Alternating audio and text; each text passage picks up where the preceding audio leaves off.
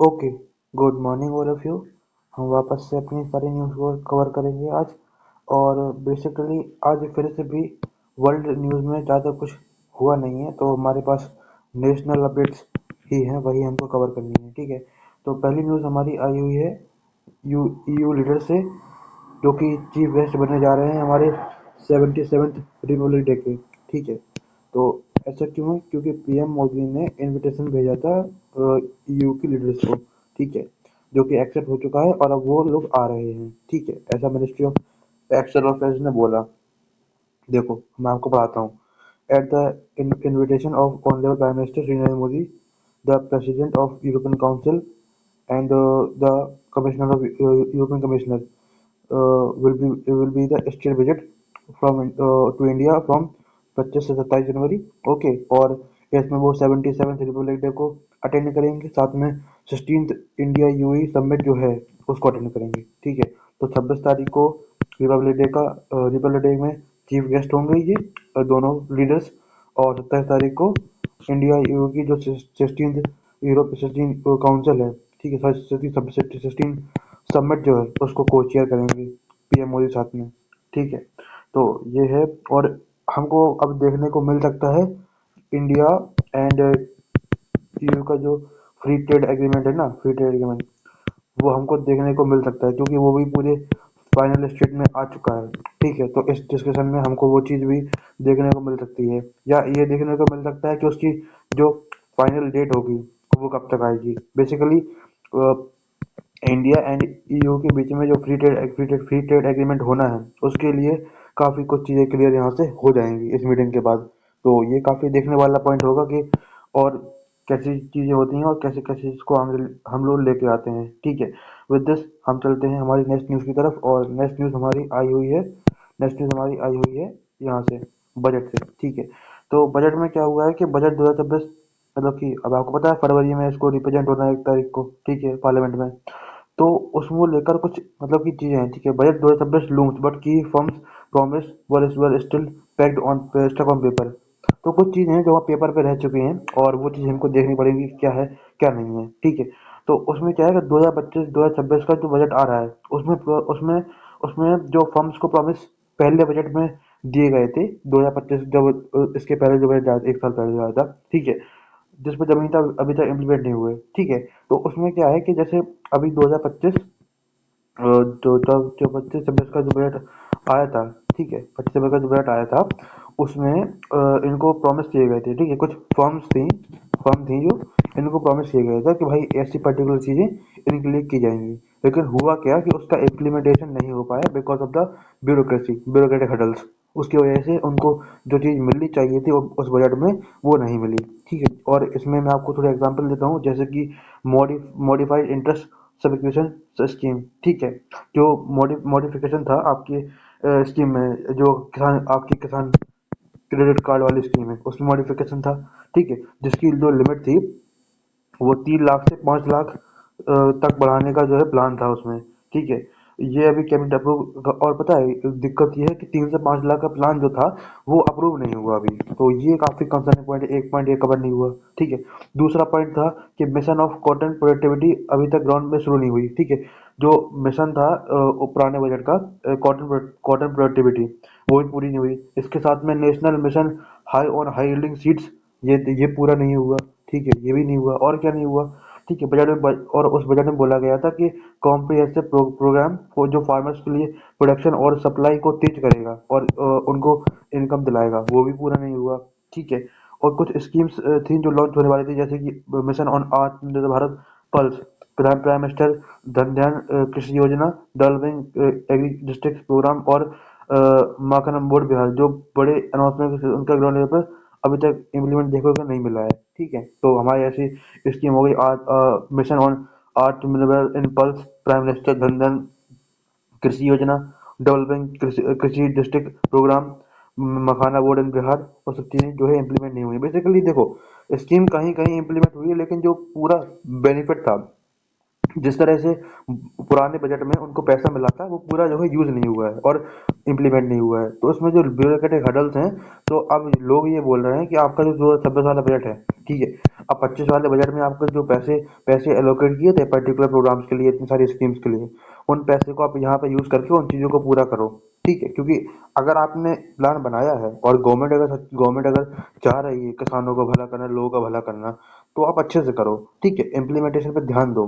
ठीक है, और जो भी रिस्पॉन्सिबल ऑफिसर इस चीज में है उनके ऊपर एक्शन लो अगर वो काम नहीं कर रहे हैं, क्योंकि आप फ्री में उनको सैलरी नहीं दे रहे हो। क्योंकि आप सोचो, ठीक है, पहली बात तो आप फार्मर्स का वेलफेयर करना चाहते हो, लोगों का वेलफेयर करना चाहते हो। ठीक है, और उसको इन पॉलिसीज को इम्प्लीमेंट कौन करेगा? सीधी बात है, ब्यूरोक्रेसी करेगी, ब्यूरोक्रेट्स करेंगे जो रिस्पॉन्सिबल ऑफिसर होंगे वहां पे। तो रिस्पॉन्सिबल ऑफिसर्स को आप बोलो कि भाई अपना काम करो, और नहीं कर रहे हैं तो आप एक्शन लो, क्योंकि क्योंकि ये कहीं ना कहीं टैक्स पेयर का पैसा है। ठीक है, इनडायरेक्टली, और अगर टैक्स पेयर का पैसा टैक्स पेयर के वेलफेयर के लिए नहीं हो रहा है, किसान के वेलफेयर के लिए नहीं जा रहा है, तो भाई क्या मतलब है इस चीज का? फिर या तो आप प्रोग्राम मत बनाओ, और अगर आप प्रोग्राम बना रहे हो तो उसका क्लियरली इम्प्लीमेंटेशन होना चाहिए। और इम्प्लीमेंटेशन करवाना भी इम्प्लीमेंटेशन करवाना भी सरकार की जिम्मेदारी होती है। ठीक है ना? अगर फॉर एग्जाम्पल मैं आपका एग्जाम्पल देता हूँ। ठीक है, कोई स्टेट है, जैसे मान लो मैं उत्तर प्रदेश की एग्जाम्पल लेकर चलता हूँ। उत्तर प्रदेश में सीएम योगी आदित्यनाथ ने कोई स्कीम लॉन्च की। ठीक है, जैसे मैं स्कीम नहीं, मैं आपको एक एग्जाम्पल देता हूँ। सीएम योगी आदित्यनाथ ने मिशन लॉन्च किया था for women women production. Women की जो वुमेन का जो है प्रोडक्शन करने के लिए ये मिशन लॉन्च किया गया था। ठीक है, नारी शक्ति करके उसका नाम था। ठीक है, तो उसमें जो है उसमें उन्होंने इम्प्लीमेंटेशन किया। अब जो सीएम योगी आदित्यनाथ है, ठीक है, उन्होंने इस मिशन को लॉन्च किया for the safety of womens. अब जब उन्होंने इसको लॉन्च किया, अगर वो उसको टाइमली रिव्यू नहीं करेंगे टाइम टाइम पे, तो ऑफिसर्स तो डील कर देंगे ना, फिर इम्प्लीमेंटेशन कैसे होगा? तो वो हमेशा टाइम टाइम चेक करते हैं। इसीलिए जो है यहाँ पे अगर क्राइम भी होता है तो तुरंत उसका एनकाउंटर हो जाता है। वो इसीलिए हो पाता है क्योंकि लीडर एक्टिव है। ठीक है, सरकार जो है एक्टिव है उस चीज में। इसीलिए मैं बोल रहा हूँ कि अगर आपने प्रोग्राम बनाया है 2025-26 वाले बजट में, इतने पैसे आपने एलोकेट किए थे, तो इम्प्लीमेंटेशन पे ध्यान दो आप लोग। ठीक है, पर्टिकुलर ऑफिसर्स पे ध्यान दो और उनसे बोलो कि भाई काम करो, नहीं कर रहे हो तो काम से निकलो। क्योंकि कहीं ना कहीं गवर्नमेंट ऑफिसर्स को पैसे दे रही है ताकि आप लोगों का वेलफेयर कर पाओ, ताकि पॉलिसी का आप इम्प्लीमेंटेशन कर पाओ। अगर आप इम्प्लीमेंटेशन नहीं कर रहे हो, काम नहीं कर रहे हो, तो what the meaning of your post? And क्यों गवर्नमेंट पे पैसे बर्बाद करे आपके ऊपर? सोचने वाला पॉइंट है ना। तो वही है, तो वही लोग बोल रहे हैं कि ये जो प्रॉमिस आपने पहले कर रखे थे उसको पूरा करो इस बजट में आने के बाद, और इम्प्लीमेंटेशन में क्लियरली ध्यान दो। ठीक है, विद दिस हम चलते हैं हमारी नेक्स्ट न्यूज़ की तरफ, और नेक्स्ट न्यूज़ हमारी आई हुई है नासा की तरफ से। ठीक है, तो नासा ने क्या मतलब कि किया है कि मतलब कि वो चीज़ हुई थी, तो नासा ने मतलब जो उनका जो मिशन था, ठीक है, जो नासा क्रूड लूनर मिशन आई फरवरी 6 लिफ्ट ऑफ। ठीक है, तो ये इनका जो मिशन था, इस मिशन को इन्होंने 6 फरवरी को इनको निकालना है। ठीक है, 6 फरवरी को लिफ्ट ऑफ करने का इसका टारगेट है। ठीक है, इसका टारगेट लिफ्ट ऑफ करने का है। और जब इसमें क्या होगा, इस मिशन में क्या होगा, इसमें 4 जो है एस्ट्रोनॉट होंगे। ठीक है, 4 एस्ट्रोनॉट होंगे, और जिसमें कैनेडियन स्पेस एजेंसी के होंगे। ठीक है, नासा का है एक, और नासा के साथ 3 है, और एक कनाडा का है। ठीक है, ये हो गया। और क्या है, ये लोग मतलब कि 10 दिन तक वहाँ पे रहेंगे, और वहाँ पे अर्थ सेफ्टी के लिए वापस काम आएंगे। मतलब कि 10 दिन पे वहाँ पे रहेंगे और वहाँ पे काम वगैरह करेंगे, जो भी करेंगे, उसके बाद जो है अर्थ पे जो है वापस आ जाएंगे उसी रॉकेट से। ठीक है, एंड लॉन्च की तैयारी अब जैसे फरवरी में ये लॉन्च है, 6 फरवरी को लॉन्च है, तो बहुत कम दिन बचे हुए हैं। तो पूरे जो है नासा इसको फाइनल लिस्ट पे ला चुका है, और इसको लॉन्च करने की तैयारी में है। ठीक है, इसको ओरियन और स्पेस लॉन्च सिस्टम्स रॉकेट से फुल सपोर्ट मिलेगा, और चीज़ें ऐसे आगे जाएंगी। ठीक है, तो ये लोग 10 दिन तक मून के मतलब कि 10 दिन तक ये लोग मून के अराउंड रहेंगे, और वहाँ पे पढ़ेंगे, स्टडी करेंगे, सब कुछ करेंगे, कैसी चीज़ें होती हैं, और फिर 10 दिन के बाद वापस आ जाएंगे। तो अब देखते हैं कि मिशन कैसे होता है, और ये मतलब कि पूरी नासा कम्युनिटी के लिए, यूएसए के लिए, और पूरे वर्ल्ड के लिए कैसे हेल्पफुल होता है। क्या वो लोग और करके आते हैं साइंस की फील्ड में, ताकि हमको और सारे फैक्ट्स स्पेस और साइंस के बारे में सामने आए। ठीक है, ये 10 दिन के बाद हमको, जबकि मतलब कि 6 तारीख को जाएगा, 10 दिन के बाद 16 तारीख को हमको चल जाएगा पता, 17 फरवरी को लगभग चल जाएगा पता कि भाई क्या क्या इन्होंने क्या क्या एक्सप्लोर किया, और क्या क्या करके ये लोग आए। ठीक है, विद दिस हम चलते हैं हमारी नेक्स्ट न्यूज़ की तरफ, और नेक्स्ट न्यूज़ हमारी आई हुई है मार्स की तरफ से। ठीक है, तो हुआ क्या है कि अभी 52 Mars carrying 1.14 crore reward surrender इन सुकमा, ठीक है। तो इतने 52 माओइस्ट ने अरेस्ट इनको मतलब कि क्या कर उसको सरेंडर कर दिया इन्होंने, because of the security forces ने उनको घेर लिया था चारों तरफ से, ठीक है। ये कब हुआ कि मतलब कि गाजीपुर डिस्ट्रिक्ट में 52 माओइस्ट ने सरेंडर किए, 49 लोगों पर 49 लोगों को मिला के 1.41 करोड़ रुपए था, ठीक है। और ये काफी मतलब कि इम्पोर्टेंट मिशन है और सक्सेस है आज जो सिक्योरिटी फोर्सेस ने अचीव की है, ठीक है। इसमें सरेंडर मतलब कि जब कर रहे थे ये लोग 52 पूरे मार्च सरेंडर कर रहे थे, तो पुलिस थी यहाँ पे, सीआरपीएफ थी बेसिकली, और कोबरा कमांडो तो होते ही, तो आपकी 209 जो यूनिट है कोबरा की, कोबरा कमांडो की, सीआरपीएफ की जो है ना, सीआरपीएफ के ब्लैक कैट्स बोला जाता है इनको। तो वो उसमें सॉरी मतलब कि ये जो हंटर थे, मतलब कि जो 209 यूनिट होती है ना कोबरा की, वो सीआरपीएफ एंड पुलिस, ये तीन लोग वहां पे थे और उनकी प्रेजेंस में उन्होंने इसको सरेंडर किया, ठीक है।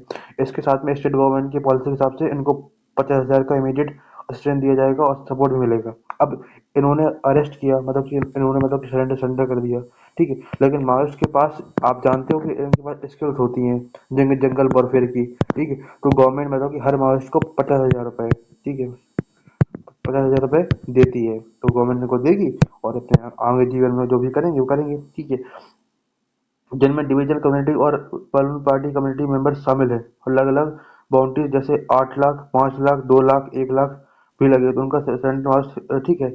और इसमें जो 52 मार्क्स थे, 52 मार्क्स जो थे, इसमें आपके कुछ 8 लाख वाले भी थे, 5 लाख वाले भी थे, 2 लाख वाले, 1 लाख वाले, मतलब कि according to experience, according to danger situation, ठीक है।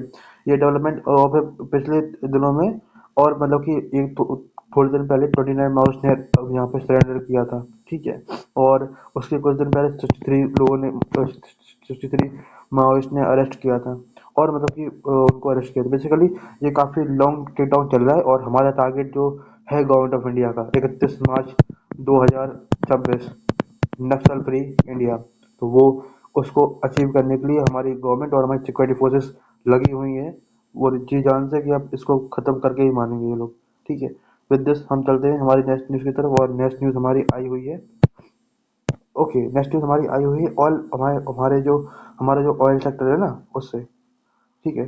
जो हमारा ऑयल सेक्टर है ना उससे ये न्यूज़ आई हुई है, ठीक है। और ऑयल सेक्टर न्यूज़ आई है ना, उसमें क्या है कि इन्होंने इंडिया ने दुबई में इनका मतलब कि चल रहा है एक्सप्लोरेशन, मिनिस्ट्री का एक्सप्लोरेशन चल रहा है वहाँ पे, है ना। और उसमें क्या किया इन्होंने, ओके। सो मैं बोल रहा था मतलब कि इंडिया ने अबू धाबी में हमारा चल रहा है एक्सप्लोरेशन, ठीक है, ऑयल्स का। तो क्या हुआ है कि हमें सक्सेस जो है मिल चुकी है, और क्या हुआ है कि इंडियन कंपनीज ने अबू धाबी में जो है ऑयल को फाइंड आउट कर लिया है, ठीक है। इसमें आपकी जो ऊर्जा ऊर्जा भारत प्राइवेट लिमिटेड थी, और इंडियन ऑयल कॉर्पोरेशन और भारत पेट्रोलियम, ये तीन चार कंपनीज ने मिलकर इसको अचीव किया है अबू धाबी में, ठीक है। और जो आपका ये है अबू धाबी में जो 50-50% मतलब कि पूरे जो कंपनी का शेयर था, ये आपका कंपनी का जो पूरा प्रोग्राम था 50-50% पे था, ठीक है। 50-50% इन्वेस्टमेंट और बेनिफिट जो भी आपका होता है वो में, ठीक है।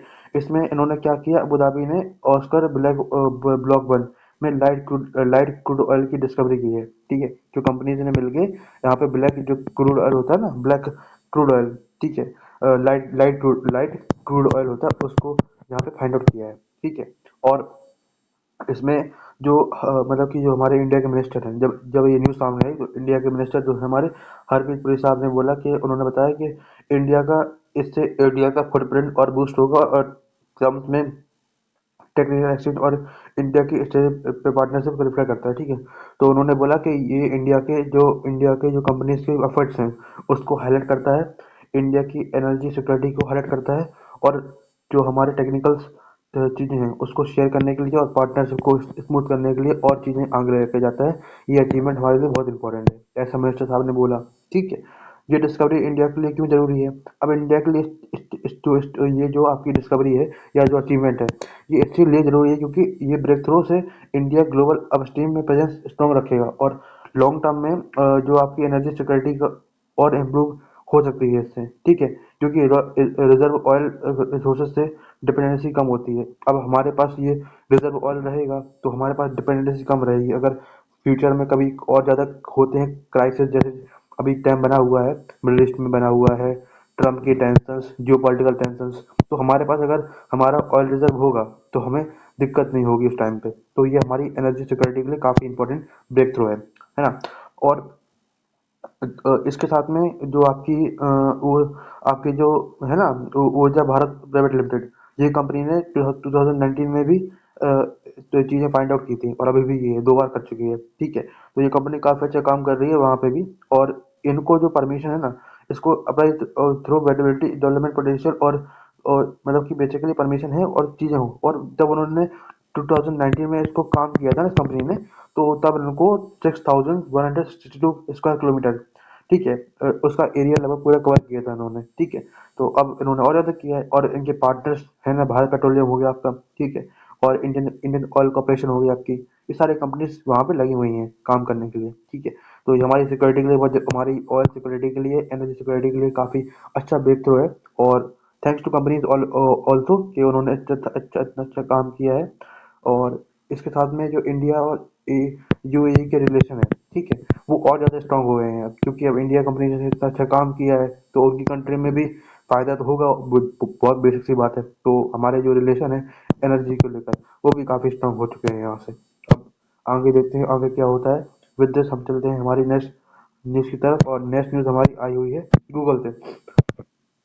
गूगल ने क्या किया, Google launch new initiative to help Indians AI startups scale for enterprise adoption, ठीक है। तो गूगल ने क्या किया, गूगल ने अभी एआई जो इनिशिएटिव है, एक इनिशिएटिव है लॉन्च किया है। और इस इनिशिएटिव में क्या है कि जो इंडिया का जो एआई स्टार्टअप है, ठीक है, इंडिया का जो एआई स्टार्टअप है उसको उसके उनके प्रोडक्ट्स को एंटरप्राइज लेवल तक स्केल और कमर्शियल एडोप्शन तक पहुंचाने में मदद करेगा। गूगल उनको गूगल उनको इंटरसेप्ट नेटवर्क, ग्लोबल मार्केट्स और गो टू मार्केट एक्सपर्टीज तक एक्सेस देगा, ठीक है। तो उन्होंने बोला कि जो हमारे एआई इंडिया में जो एआई स्टार्टअप्स हैं, ठीक है, उनको हम सपोर्ट करेंगे, उनको हम क्या क्या देंगे, उनको हम देंगे आपका नेटवर्क देंगे पूरा, ठीक है, ग्लोबल मार्केट देंगे, और ये बताएंगे कि पूरा जो स्टार्टअप चलता कैसे है और कैसे चीज़ें होती हैं एआई में, मतलब कि ए टू जेड तक उनकी पूरी हेल्प करेंगे। और जो इंडिया की एआई स्टार्टअप्स हैं उनको उस लेवल तक ले जाएंगे ताकि वो अपने आप चीज़ें कर सकें, मतलब कि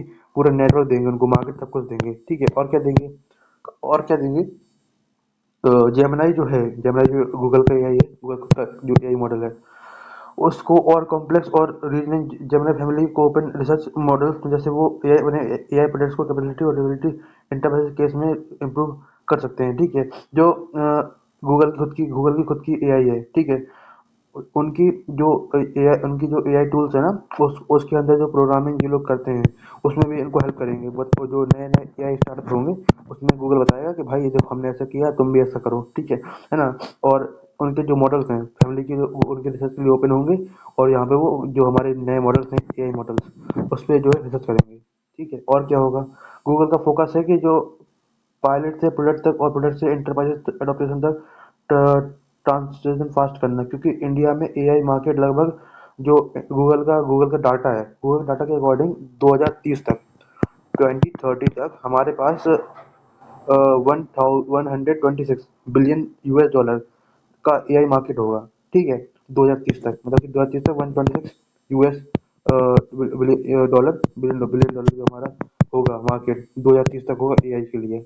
तो गूगल ने बोला जब इतना बड़ा मार्केट हमारे पास होगा, और अभी 26 चल रही है, स्टार्ट हो गई है, तो हमारे पास टाइम भी नहीं है, 4 साल का टाइम है मात्र, ठीक है। और 4 साल में अगर मार्केट इतना बड़ा हो रहा है, तो और अगर हम लोग एआई स्टार्टअप को सपोर्ट करते हैं, तो ये आगे जाके इंडिया की इकोनॉमी के लिए काफ़ी इंपॉर्टेंट पार्ट साबित होगा, ठीक है। और गूगल की पार्टनरशिप वहाँ पे रहेगी तो गूगल का फायदा भी होगा, क्योंकि कहीं ना कहीं जो एआई स्टार्टअप्स होंगे अगर गूगल सपोर्टेड होंगे तो गूगल के पास मार्केट बड़ा है, ठीक है। गूगल सपोर्ट रहेगा तो गूगल का फायदा भी होगा वहाँ पे। तो इसलिए गूगल बोल रहा है कि हम इसको करेंगे और इनको अच्छे से लेके जाएंगे आगे तक, ठीक है। इसमें गूगल ने बोला कि हमारी जो इनकी जो कैपेसिटी बिल्डिंग है वो होगी, रियल वर्ल्ड डेवलपमेंट होगा, ग्लोबल ग्लोबल स्किल्स होंगी, कंप्यूटर इंफ्रास्ट्रक्चर एक्सेस मिलेगा, ग्लोबल ग्लोबल स्किल पे रेडी बनाएंगे, में हेल्प करेंगे और उनके सोल्यूशन को सबके पास पहुंचाएंगे। गूगल ने बोला हम रेडी टू हेल्प करने के लिए। और ऐसा भी नहीं है, गूगल ने पहली बार नहीं किया है। आप लोगों को याद होगा तो जो सुंदर पिचाई, वो भी पीएम मोदी से मिले थे उस टाइम पे जब गूगल ने इन्वेस्टमेंट किया था, ठीक है। उनका पहला office I think Andhra Pradesh में ना ऑफिस, आप लोग चेक लेना एक बार, आंध्र प्रदेश में उनका ऑफिस है गूगल का। तो वो भी चीज़, वो बेसिकली गूगल अच्छा खासा पैसा यहाँ पे इन्वेस्ट करती है इंडिया में, डिफरेंट डिफरेंट प्रोग्राम्स में। तो ये उसका उसका ही पार्ट है। और अब गूगल चाहता है कि इंडिया के जो ए आई स्टार्टअप्स हैं वो और आगे जाए। और जैसा कि आप लोग जानते हो कि इंडिया अभी ए आई समिट को होस्ट करने वाला है। गूगल भी, गूगल की चीज़ें भी वहाँ पे आएंगी, और डिफरेंट जो कंपनीज के सीईओज हैं वो भी आएंगे इंडिया, ठीक है, दिल्ली।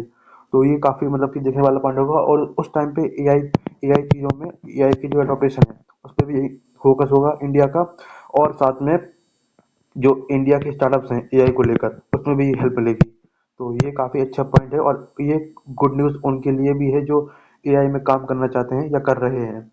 विद दिस हम चलते हैं हमारी नेक्स्ट न्यूज़ की तरफ, और नेक्स्ट न्यूज़ हमारी आई हुई है सुप्रीम कोर्ट की तरफ से। ठीक है, सुप्रीम कोर्ट ने ममता बनर्जी को, जो वेस्ट बंगाल की वेस्ट बंगाल की सीएम जो है, ठीक है, उनको नोटिस दिया है। क्यों दिया है? State fire FIR against ED officers over IPC red. ठीक है, तो उन्होंने सुप्रीम कोर्ट ने ममता बनर्जी को, स्टेट पुलिस के टॉप ऑफिसर और बंगाल सरकार को नोटिस दिया, और बोला कि जो ईडी के पटिशन पर, जिसने ईडी से कहा कि आईपीसी रेड्स के दौरान ऑफिसर्स को स्टेट अथॉरिटी से रोकने की कोशिश और इन्वेस्टिगेशन में इन्वेस्ट हुआ है। ठीक है, तो ईडी ने बोला कि हम जब इन्वेस्टिगेशन कर रहे थे तो सीएम मैम आई और वो सारे प्रूफ वगैरह लेके चली गई। तो हमारे इन्वेस्टिगेशन में चीफ मिनिस्टर साहब और चीफ मिनिस्टर, मतलब कि चीफ मिनिस्टर मैम ने, पुलिस ने, और जो भी उनकी अथॉरिटीज थी और जितने भी लोग थे, उन्होंने इसको रोकने की कोशिश की है, ऐसा ईडी का था। तो उसकी वजह से सुप्रीम कोर्ट ने वेस्ट बंगाल सीएम को नोटिस दिया है। और क्या किया है? और एफआईआर के टेम्परेरी रोका गया। कोर्ट ने वेस्ट बंगाल पुलिस को द्वारा वेस्ट बंगाल पुलिस ने जो ईडी के ऑफिसरों के खिलाफ एफआईआर रजिस्टर की थी उसको स्टे लगा दिया है। और उन्होंने बोला कि कोई ईडी के ऑफिसर के ऊपर कोई भी लीगल एक्शन नहीं होगा, क्योंकि कोई गलत काम उन्होंने नहीं किया है। ठीक है, वो अपना काम कर रहे थे सिर्फ। ठीक है, और सुप्रीम कोर्ट ने बोला है कि जो रेड के टाइम सीसीटीवी फुटेज थी, ठीक है, उसको निकालो, और सारी चीजों को निकाल के 3 फरवरी को हमारे पास पेश करो, सारे एविडेंस को। ठीक है, और बेंच ने कहा कि rule of law, centre versus state power का मुद्दे में बड़ा सवाल है, जिसको वेरीफाई करना जरूरी है। Bond financial investigation political party activist के नाम पर प्रूव की जा सकती है नहीं, पर अनडिसाइडेड रहेगा तो लॉलेस जैसी सिचुएशन आ सकती है। तो इसीलिए कोर्ट ने बोला कि आप सीसीटीवी फुटेज को हमें दो, जल्दी से 3 तारीख तक पूरी कलेक्ट करके दो, उसके बाद हम इसके और इन्वेस्टिगेशन करते हैं। बेसिकली अभी के लिए जो ईडी ऑफिसर के ऊपर एफआईआर थी वो रोक दी गई है, और नोटिस दिया है सुप्रीम कोर्ट ने नोटिस दिया है वेस्ट बंगाल गवर्नमेंट को और सीएम को कि आप इस तरह की चीज़ों को नहीं रोक सकते। और भाई लॉजिकल बात है, आप ईडी को रोक रहे हो, enforcement directorate ministry of finance के अंदर आती है। ठीक है, तो क्या मतलब, क्या साबित करना चाहते हो? और पता है आप लोग अगर उसका वीडियो देखो तो ममता बनर्जी जो है प्रूफ लेके भाग रहे हैं सामने से। मतलब कि जहाँ मीडिया वाले हैं, सब लोग हैं, और सब लोग हैं, सब कुछ वीडियो बना रहे, सब कुछ बन रहा है, और तब आप प्रूफ लेके भाग रही हो। मतलब कि ये तो वही बात हो गई कि दिन दहाड़े लोगों के सामने चोरी करना। ये तो कौन सी बात है? बस सोचो ना आप, है ना? फिर आप बोलो कि वो बीजेपी करा रही है, ये करा रही है। What the hell is this? अगर आपने कुछ क्राइम नहीं किया है, अगर आप गलत नहीं हो, तो क्यों आप वो लेके भाग रही हो? ओपन करो सबके सामने। अब वहां पे मीडिया वाले थे, सब कोई था, सबने देखा है, पब्लिक भी थी। आप ओपन करके दिखाओ, बोल दो। अगर आप आज की डेट में ये बोल रहे हो, अगर आपने ईडी ऑफिसर के खिलाफ में कंप्लेन करके एफआईआर करवा दी, जो कि अभी सुप्रीम कोर्ट ने रोकी है, तो अगर आप एफआईआर करवा रही हो तो ओपन करके दिखाओ ना कि जो ईडी पकड़ना चाहती थी आपको, जो आप लेके भागी हो, वो सही नहीं है, ईडी गलत है। करो प्रूफ सबके सामने। तो नहीं करना है आपको, लेके भाग गई आपको। ठीक है, फिर जब लोग क्वेश्चन पूछते हैं कि जब मुर्शिदाबाद में 400 हिंदू फैमिलीज मर रही थी, तब आप कहाँ पे थी? ठीक है, जब बीएसएफ के ऑफिसर्स आप लैंड मांग रहे थे, तब आप कहाँ पे थी? तो कोई बोलता नहीं है, तब आपको दिन आ जाता है कि कौन क्या कर रहा है। तो ये चीजें जो है नहीं चल पाएंगी, जनता जानती है कि आप क्या कर रही हो। ठीक है, मैं किसी सीएम को यहाँ पे क्रिटिसाइज नहीं कर रहा हूँ, पॉलिटिकल तो वैसे भी नहीं हूँ मैं। But the point is that जिस तरह से आप ओपनली प्रूफ को लेके भाग रही हो, ये किसी सीएम को शोभा कतई नहीं देता है। और स्पेशली आप ये क्यों भूल जाती हो कि आप एक बॉर्डर स्टेट की सीएम हो, वेस्ट बंगाल के सीएम हो आप, जहाँ पे बांग्लादेश से बॉर्डर शेयर होता है आपका। ठीक है, और सिक्किम से आपका शेयर होता है। ठीक है, इतना भूटान से आपका बॉर्डर शेयर होता है, इतना इंपॉर्टेंट प्लेस है, और इतनी इंपॉर्टेंट प्लेस, इतनी इंपॉर्टेंट स्टेट की आप चीफ मिनिस्टर हो और इस तरह से काम करोगे तो कैसे काम चलेगा। और फिर जो हमारे दुश्मन है, जैसे हमारे वेस्ट बंगाल से कुछ लोग आते हैं, तो वो तो और ज्यादा फ्री हो जाएंगे, वो तो यही बोलेंगे इनकी सीएम तो सोती रहती है, कुछ मतलब ही नहीं है इनको। तो ये अच्छी चीज नहीं है, ये किसी सीएम को जो है बिल्कुल भी शोभा नहीं देती है इस तरह की चीजें करना। ठीक है, अगर आप सोचो कितनी शर्म की बात है, एक स्टेट के सीएम को नोटिस दे रहा है सुप्रीम कोर्ट, किसकी वजह से कि वो प्रूफ लेके भाग गई ईडी का। What the hell is this? It is just a hypocrisy, you know. I don't understand के कैसे बन जाते हैं ऐसे लोग सीएम, चीफ मिनिस्टर। ठीक है, क्योंकि देखो इससे होता क्या है, इससे होता यह है कि देखो इनको तो फर्क नहीं पड़ता है, इनको तो घंटा काटने पड़ना है उससे, लेकिन फर्क पड़ता है वेस्ट बंगाल के लोगों को, उनकी इमेज को। ठीक है, क्योंकि कहीं ना कहीं वेस्ट बंगाल और स्पेशली उसकी कैपिटल कोलकाता कल्चर के लिए जानी जाती है, कल्चर के लिए जानी जाती है, और कल्चर उसका इस तरह से बर्बाद करें, क्योंकि देखो कल्चर के लिए जानी जाती है, और वेस्ट बंगाल से बाहर के लोग भी आते हैं, अगर वो इस तरह की चीजें देखेंगे, उनकी चीफ मिनिस्टर ऐसी है, तो कहीं ना कहीं उससे इंडिया की इमेज डायरेक्टली और इनडायरेक्टली खराब होती है। आपके एक्शंस ये दिखा रहे हैं कि इंडिया की इमेज कैसी है, इनको बिल्कुल शर्म नहीं आती है। लेकिन तो इस पे जो है वेस्ट बंगाल के लोगों को और स्पेशली चीफ मिनिस्टर को सोचना पड़ेगा कि आप क्या कर रही हो, इस तरह से कैसे आप लेके जाओगे एक राज्य को आगे। ठीक है, विद दिस हम चलते हैं हमारी नेक्स्ट न्यूज़ की तरफ, और नेक्स्ट न्यूज़ हमारी आई हुई है। ओके, नेक्स्ट न्यूज़ हमारी आई हुई है इंडियन कोस्ट गार्ड की तरफ से। इंडियन कोस्ट गार्ड ने अभी क्या किया है कि चौदह चौदह तारीख को 14 जनवरी को रात के समय, रात के रात का टाइम था, और हमारे इंडियन कोस्ट गार्ड के ऑफिसर्स और जो हमारी ऑफिसर्स, हमारे ऑनरेबल ऑफिसर्स जो हैं, वो पेट्रोलिंग कर रहे थे। ठीक है, तो पेट्रोलिंग करते वक्त जब 14 तारीख की रात थी और पेट्रोलिंग कर रहे थे वो, तो इन्होंने कुछ ऐसी एक्टिविटी देखी, सस्पिशियस एक्टिविटी देखी, जिससे उनको शक हुआ कि यार कुछ गड़बड़ है। अब जब गड़बड़ है तो जब उन्होंने और अच्छे से उसके ऊपर इन्वेस्टिगेशन देखी, चालू की, तो पता चला कि वो एक पाकिस्तानी बोट थी। पाकिस्तानी बोट ये रही, ठीक है, पाकिस्तानी बोट थी जिसमें 9 पाकिस्तानी क्रू मेंबर्स थे। ठीक है, जो कि इलीगली इंडियन वाटर्स में आ रहे थे। ठीक है, तो जब इलीगली इंडियन वाटर्स में आ रहे थे, तो फिर जो हमारे इंडियन कोस्ट गार्ड के ऑफिसर्स थे उन्होंने इसको पकड़ लिया। ठीक है, पकड़ के अथॉरिटीज को दे दिया। तो देखो लिखा भी यहाँ पे, in the swift and precise night operation and Indian Coast Guard vessel and patrol in Arabian Sea, signed a Pakistani fishing boat inside Indian waters near the international marine boundary line on 14 January 2026.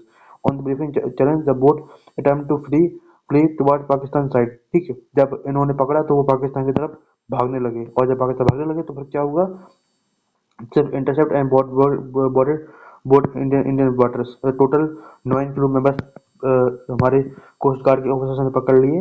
ठीक है, और पकड़ के फिर authorities को दे दिया। तो आप लोगों को यहाँ से कुछ चीज़ याद आ रही है? बिल्कुल 26/11 का सीन। 26/11 में भी टेररिस्ट ऐसे ही आए थे, आपको याद होगा तो, वाटर के थ्रू। लेकिन उस टाइम पे हमारे पास इतनी कैपेसिटी नहीं थी, ना इतनी इनपुट थी। लेकिन आज के टाइम पे हमारे पास इनपुट भी है, कैपेसिटी भी है, और ये नया भारत है। अब आप चीजें वो नहीं कर सकते। आपको अगर लगता है कि आप 26/11 वाला सीन दोबारा करोगे तो सॉरी माय फ्रेंड, नहीं कर पाओगे। ठीक है, विद दिस हम चलते हैं वीडियो की एंडिंग में। Thank you so much. जय हिंद, जय भारत।